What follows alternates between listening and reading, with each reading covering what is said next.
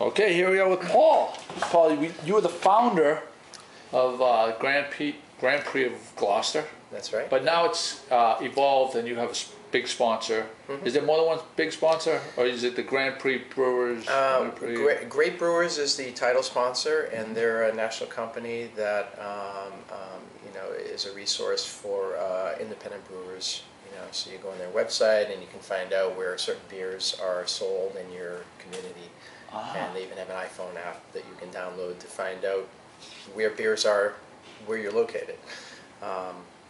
So they're our title sponsor. And hence my favorite part of the race. Yes. The beer tent. The beer tent. And I saw on your Twitter feed today all of these huge these brewers jumping on board to be part of this. Yeah. So we work with a distributor that is the biggest distributor in the Northeast Massachusetts, and so he has access to all these beer companies, and they came out last year and thought it was wonderful. They get to expose their product to the people of Gloucester and all the races that come.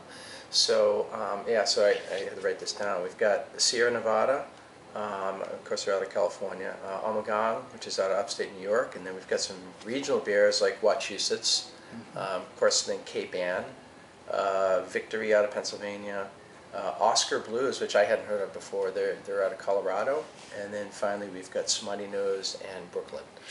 So that's all over the country. Yeah.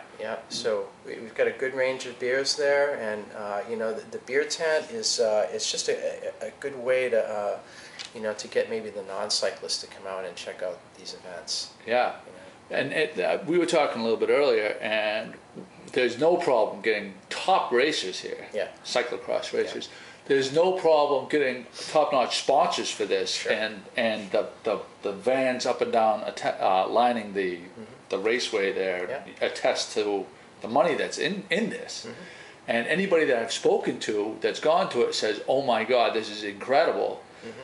But we would like to expose more of this to the people of Gloucester and the surrounding communities to come out and watch and cheer these people on. The cowbells and all of it. Yeah, exactly. And I think that there's a couple of things that go against this. First of all, people mostly don't know what cyclocross is. In the U.S., it's a niche within cycling, which is also a niche. In Europe, cyclocross is huge, and the World Championships of cyclocross actually in Europe, they take place around the same time as the Super Bowl. And I remember a few years ago, actually 10 years ago, I was out there in Holland, and you heard a little bit about the Super Bowl, but it was all about the 40,000 people that went to see World Championships in Holland, and big TVs all over the course, and I mean it was just fanatical, Yeah. So as crazy as people hear about football out in Europe, and especially some of the Western European countries, they're fanatic about cyclocross. They paint their face, they have their riders in effigy, it's intense. Cowbells, and so you see a little bit of that here. So when you go to some of the bigger races in the country, like Gloucester, or maybe out in Portland, Oregon, and some of the bigger races, you'll see the kind of fanatics that come out. People will cross-dress. People will just, get down and funky. It's just really cool. And the races are short. So it's not like, I love the Tour de France, but you have to know a lot to follow it and enjoy it. Whereas cyclocross, it's kind of easy. You watch the race unfold before your eyes. There's no points to keep track of. There's no jerseys. It's just, first one that's going to cross the finish line an hour wins. Yeah. So it's really easy to follow.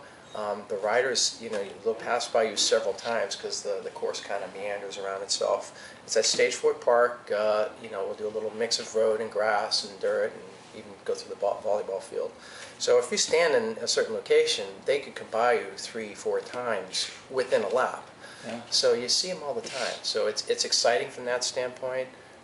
We'll locate the beer tent on a nice prominent area so you can have yourself a refreshment. Adult beverage. Over 21 only, please, with ID. And then you can watch the race unfold. It's an awesome sight. What's the date? It's 2 days of racing. It's the 2nd and 3rd of October, so Saturday and Sunday. The schedules are identical. You got like the amateur races in the earlier part of the day, and then the elite women and elite men in the later afternoon. And the schedule's all up on our website, gpgloucester.com. And the only difference between the 2 days is that on Sunday, I believe at 2 p.m., we have a kids race.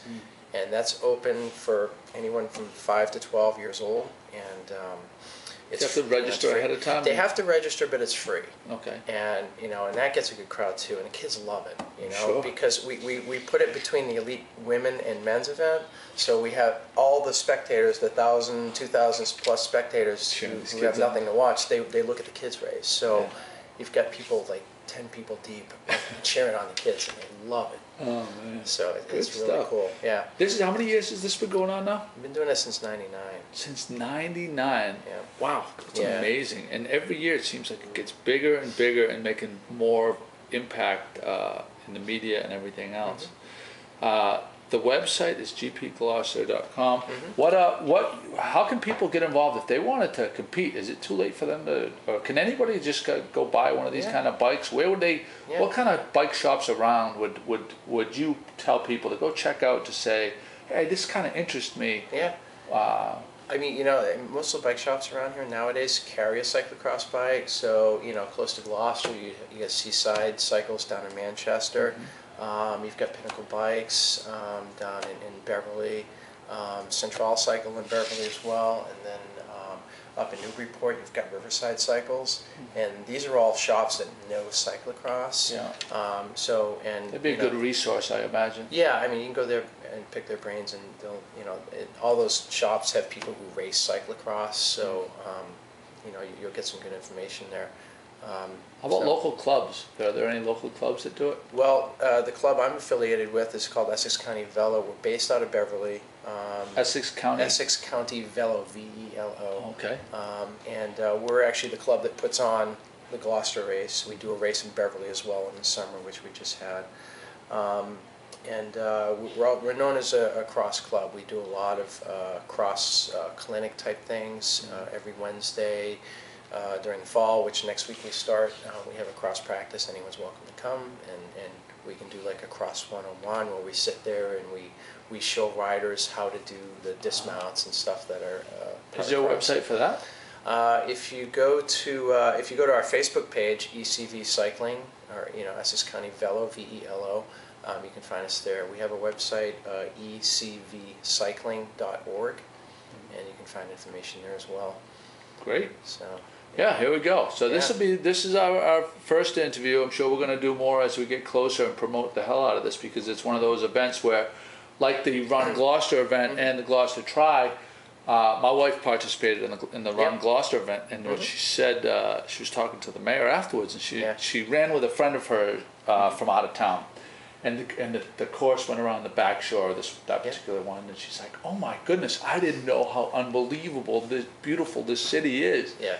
And this is another one of these things that showcase the best of Gloucester, I think. It really does, because we get a lot of people from out of town. We get people from California, Canada that come down for this race, and they stay in your hotels and motels. They eat in the restaurants. So they're not just staying at Stage Ford Park. They're crossing the bridge and walking around downtown. Saturday night it'll be busy, and yeah, it's great. A lot of fun. Yep. Well, thank you so much. Thank you very much.